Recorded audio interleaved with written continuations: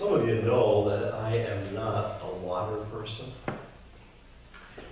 It really stems back from my childhood when I used to go into the woods and have to walk by a body of water called Horseshoe Pond. It wasn't really a very big body of water, but I can always hear my mother's voice saying, "Do not go near the water, you are going to drown." And every time I walked into the woods, as I grew older, I would go on this abandoned railroad track, which was just above the pond, which was down there. I could hear my mother's voice again say, "Don't go near the water, you're going to drown there." Well, I haven't actually been enamored with water over these many years, although I do like to take a shower now and then. But if you ask me to go into a body of water where I can't touch the bottom, I'm a little bit reluctant to do that, even though I can swim. I simply don't like deep water. And it was confirmed to me in a very powerful way when I went to the movie Jaws. When we came out of the movie, it had just rained and there were little puddles of water on the sidewalk. I walked around them, even though it's irrational. It struck me so, and so I have never been overly enamored with water. As I think about this gospel reading this morning, I think about Peter. Now, he grew up by the water. He was around Lake Galilee almost every day of his life, out on the sea, in good weather and in bad. He knew what it was to be out in the middle of that body of water. And sometimes it wasn't all that pleasant because, like Oneida Lake, Lake Galilee is not all that deep. And when the winds come off the hills, it can stir up the water very quickly and cause a lot of turbulence on the surface of Lake Galilee. So I know he'd been through one storm or another over the years. I don't know what possessed him to step out of the boat. Think about that for a moment. The lake is already rough. It's not a pleasant, smooth surface, but he steps out of the boat because he trusts that Jesus will be sufficient for whatever happens from that moment on, until he gets almost next to Jesus and he is aware of what he has done. If he could have done it, he would have run back to the boat very quickly because that was his source of safety. But instead, he says, "Save me." And Jesus reaches out his hand, takes Peter by the hand, and they together go back to the boat. There are so many ways in which you can look at this account of Peter walking on the water and Jesus meeting them out there. The thing that strikes me is, when was the last time you stepped out of the boat? Think about that for a moment. You know, the patterns of our lives get so set that it's much easier for us to just repeat the way things are. And yet there are occasions when if our sensitivities and our awareness are heightened to a point where we know something needs to change, it means we have to step out of the boat. We have to take the risk to leave that place of safety in order to do whatever it is that God is calling us to be and to do. It's not easy. I don't know what Peter was thinking, actually, but he did take the risk. He stepped out of that boat onto the surface of Lake Galilee. Even though it was turbulent, even though the winds were blowing. Friends, isn't that the way life is for us sometimes? When God is asking us to step out of the boat, it isn't to step out into something that's totally safe and secure. Sometimes we're asked to step out of the boat without an awareness of what it is that may happen because we do it. But God is saying, "Come to me." And this stepping out of the boat is a way of trusting that God is not going to abandon us in those times when we have to be out on the surface of life, which is sometimes very filled with turmoil and uncertainty. Think about that for a moment. I suspect that all of us, at one time or many times, have been called to step out of the boat. And what did we do?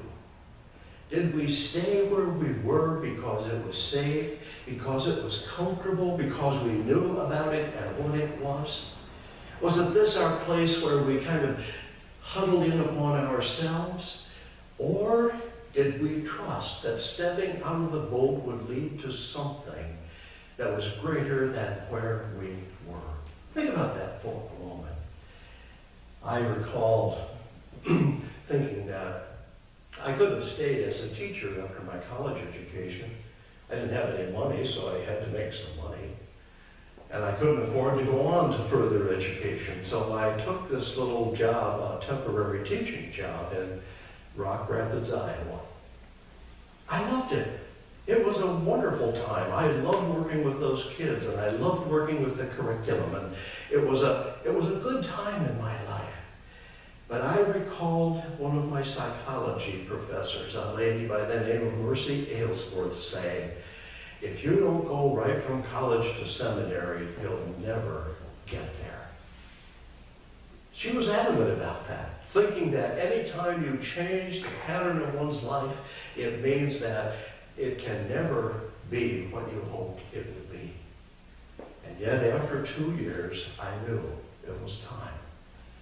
So I packed up a little trailer and we moved to Rochester, New York to go to school.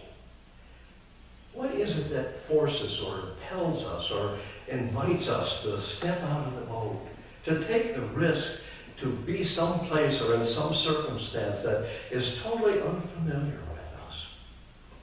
I believe that this gospel story of Peter and on Lake Galilee with the disciples and Jesus is really a way of saying that those times in life when we step out of a boat are times to trust that God will not abandon us in the moment of our greatest need.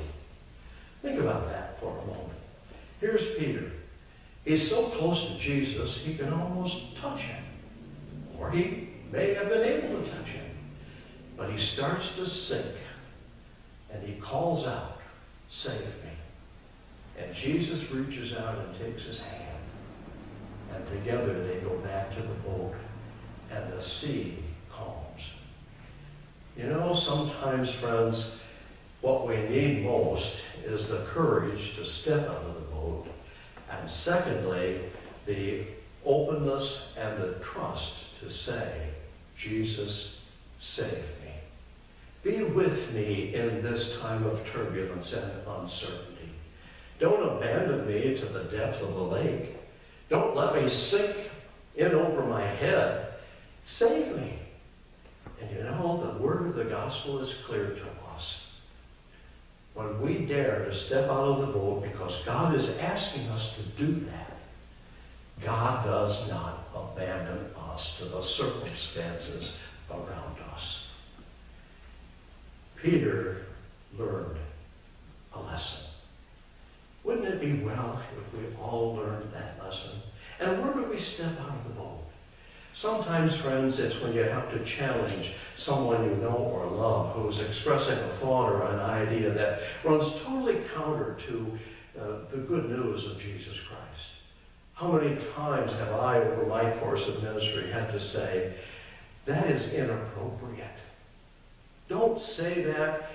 Don't act as if you believe that.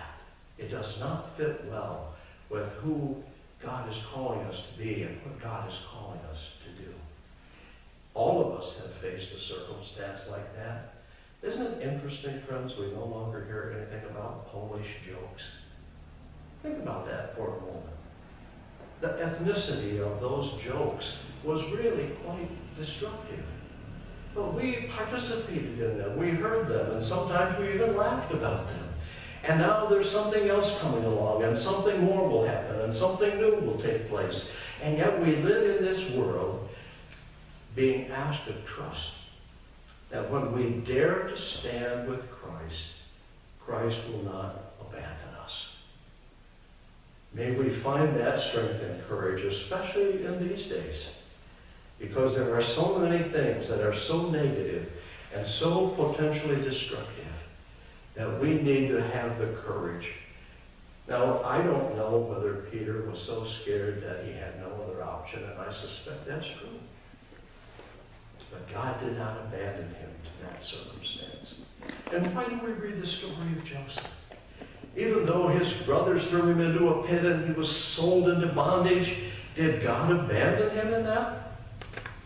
He was taken to Egypt. He was made a servant.